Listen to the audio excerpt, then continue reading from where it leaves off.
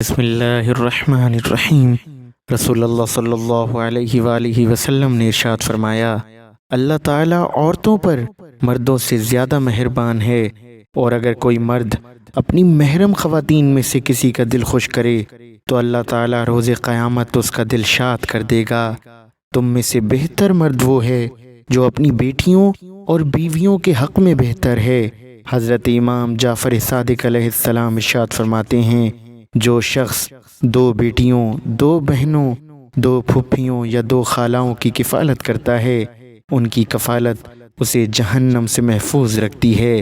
شب معراج اللہ تعالیٰ نے اپنے حبیب سے فرمایا، اے محمد صلی اللہ علیہ وآلہ وسلم، لڑکیاں رکھنے والوں سے کہہ دو، ان نونہالوں کے بارے میں غمگین اور دل تنگ مت ہوں، میں نے انہیں پیدا کیا ہے اور میں ہی انہیں روزی دوں گا۔ وہ عورت جس کی سب سے پہلی اولاد لڑکی ہو، وہ مبارک عورت ہے۔